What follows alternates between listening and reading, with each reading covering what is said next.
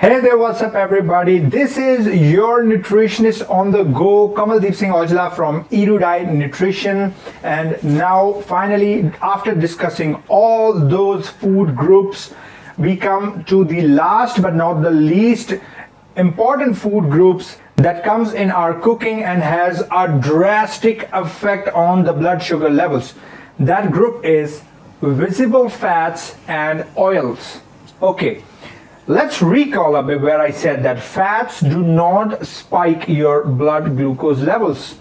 This topic can be summed up on this statement alone. Fats do not spike your blood glucose level. That is plain and simple. But this is not that simple. Okay, many factors have to be considered when we are talking about fats. All right. When I say fats do not trigger blood glucose, in response do not trigger insulin, in response do not trigger cortisol, in response do not trigger the inflammation, I mean by saying is that if we are consuming raw, cold processed, unrefined and chemical free, uncooked oil. Yes guys, you have heard me right. Uncooked oil. What is an uncooked oil? A type of a oil, okay, a type of a visible fat which has not been either heated during the manufacturing process and you did not even heat it when you were cooking your food. Okay, now keep this fact aside and let's take an overlook on how we consume our oils.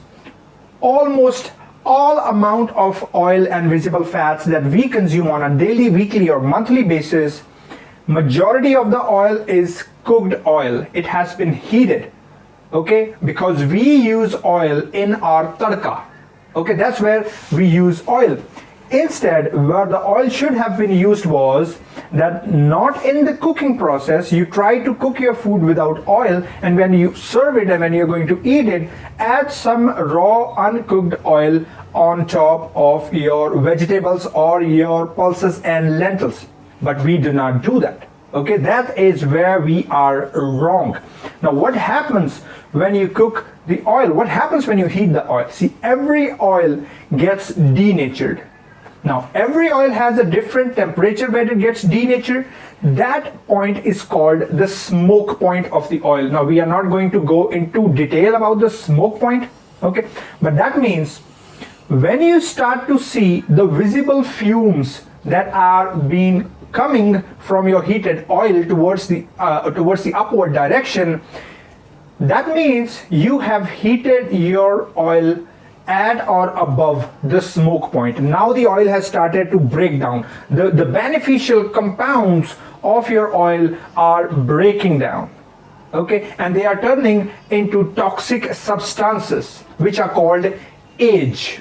Now what this age does is basically these glycated end products they spike your insulin and they spike your blood glucose levels. So that means if the oil is not cooked, that means it is not going to have any effect on your blood glucose level, but if it is cooked, it will increase your blood glucose levels. That's the statement which is the most important here. Now moving on to the oils from which we have to save ourselves and our family.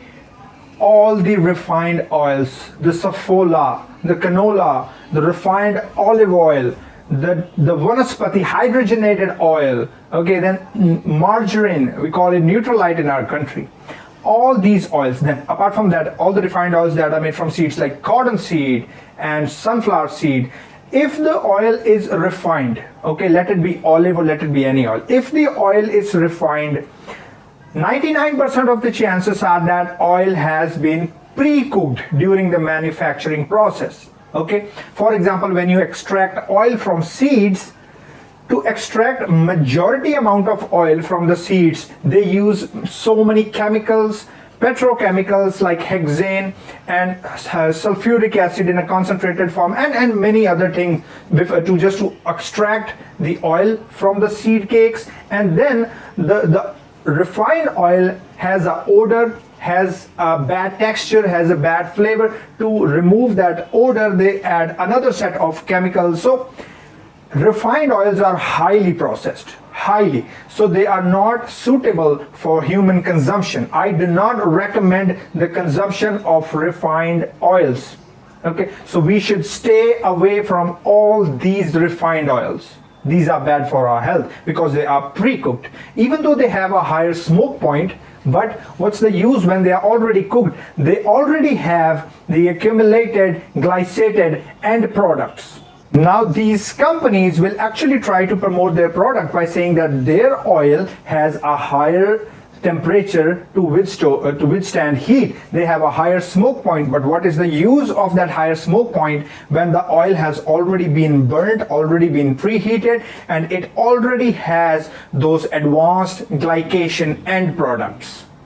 Now coming down to the other side of the coin, what oils do I suggest? Which oils are good oils? See, if they are not processed, if they are not harmful chemicals and heat treatment used in those oils, so I would like to recommend cold pressed coconut oil, olive oil, desi ghee from milk fat, and then we can use flaxseed oil, sesame seed oil, all these oils which are coming from cold processing units, okay, because during the process the temperature is kept under control so that ages do not form.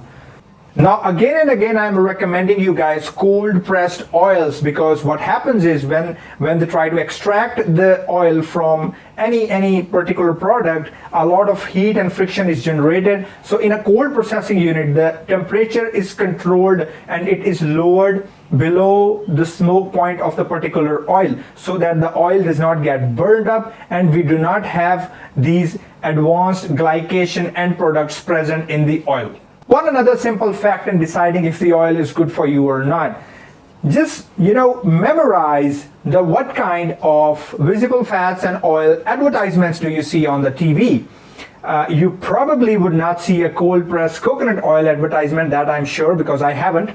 You will not see a cold pressed extra virgin olive oil ads too much on the TV, whereas you will get the refined olive oil advertisement to see a lot. All right, then you got a lot of advertisement for soy oils, canola oils. Okay, now in this exception, desi ghee is just one exception, which is very much advertised on the television, and it is actually good for us, so you can go for that. And the best is the homemade ghee, that is makhan. That is one of the absolutely best things that you should consume, okay, in your house. And in fact, you should try to make your own ghee or makhan at home. So that will be the best quality of ghee makhan that you can make by yourself.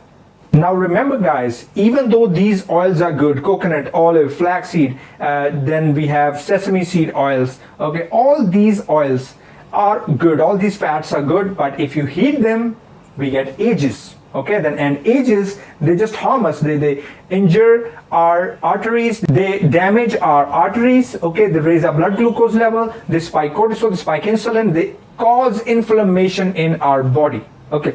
Now when we do not heat these oils, the omega-3 fatty acids also are available to us, because if we heat them, our omega-3 fatty acids actually break down. And we are in this age of technology, and this age of fast food culture, and this age of where the majority of the people are living on an unhealthy diet and are sick. We need omega-3 fatty acids. We have a ton of omega-6 fatty acids already in our system, but we need more omega-3s. So majority of these good oils, they have some good amount of omega-3, so try to use them in a raw form.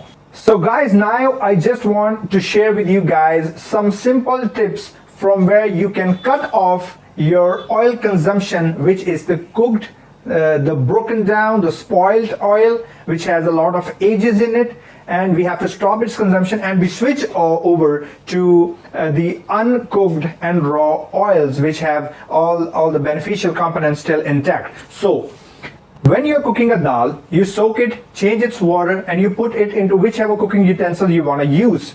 Now add the tomatoes, add the onions, okay, add the garlic, the ginger, add all turmeric and black pepper and all types of spices and salt and all those ingredients which you usually use in your tadka.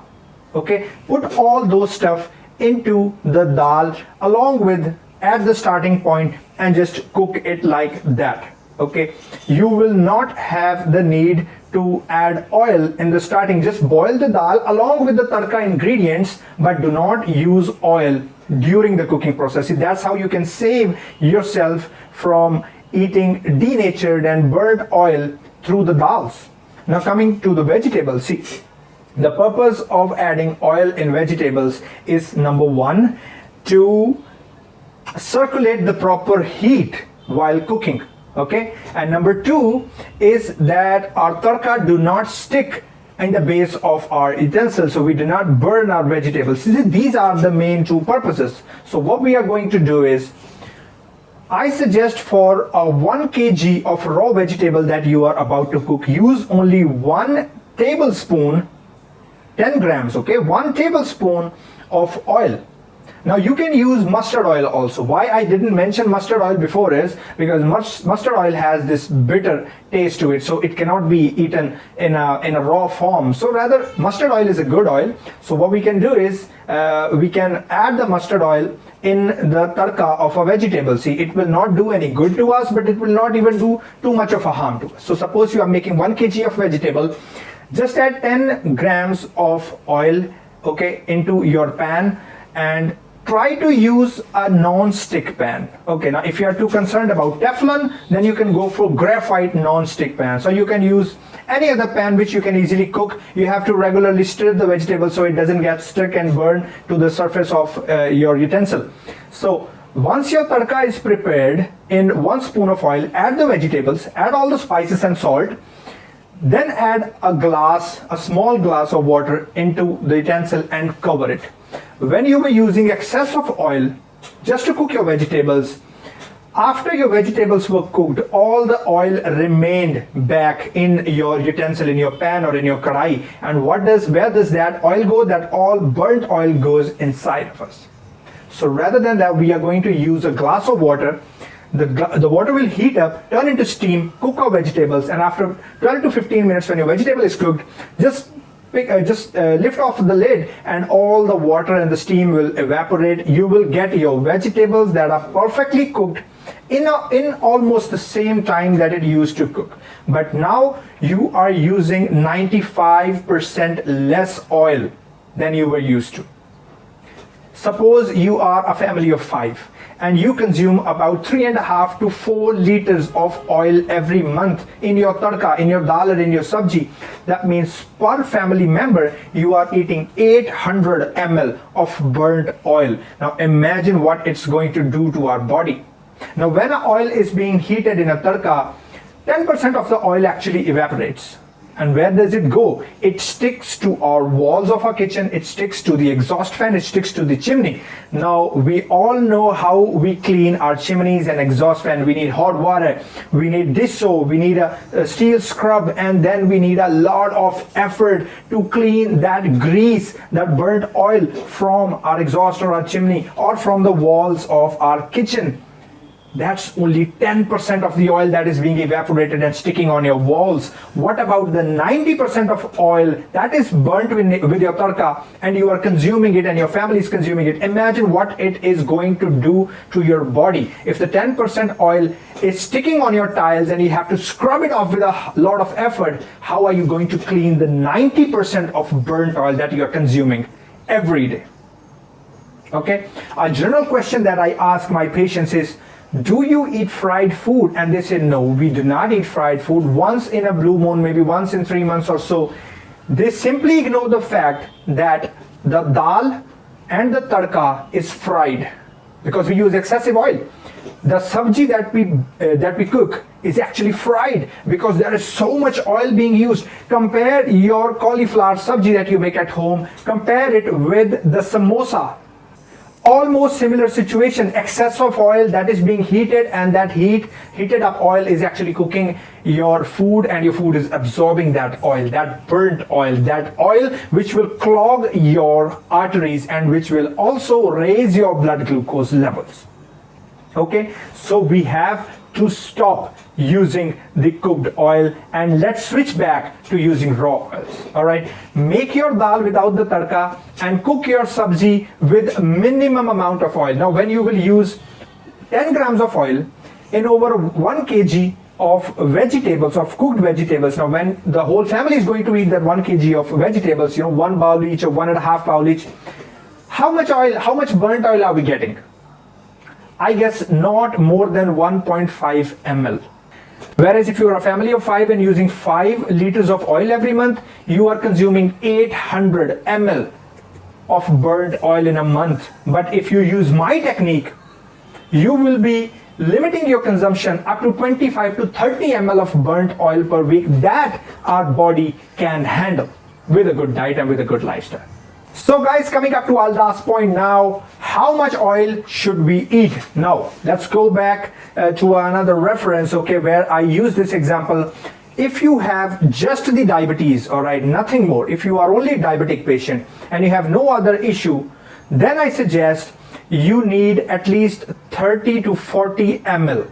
Okay, now that is 6 to 8 teaspoons of visible, healthy, uncooked and cold processed healthy omega-3 fats every day.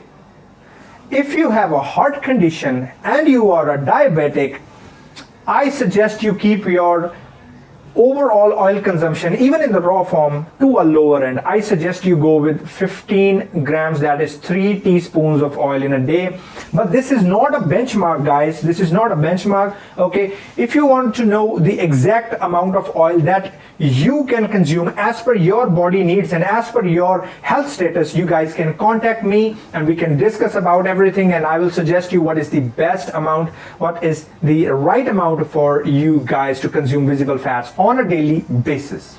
Guys, a quick footnote I want to give you guys. See, coconut oil is expensive, olive oil is expensive, whereas the refined oils, they are very, very cheap. So now if you're thinking that if you switch your oils to olive and coconut, there will be a drastic imbalance in your financial budget because you are using expensive oils now.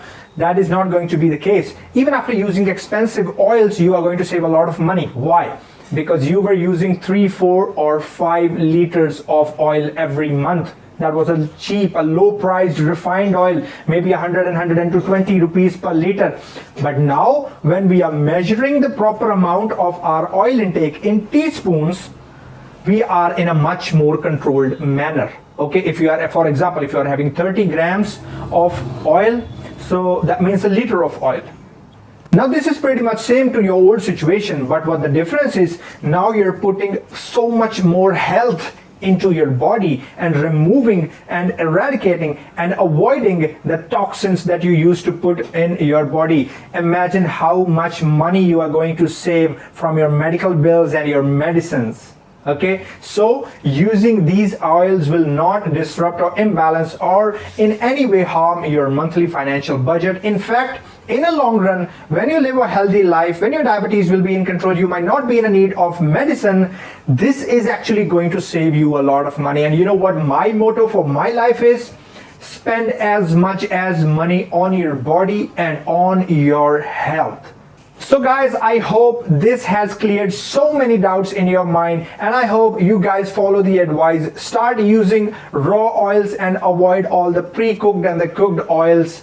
And let's hope all this information that you have now through my videos is going to help you guys live a better disease-free life. I'll see you guys next time. Take care.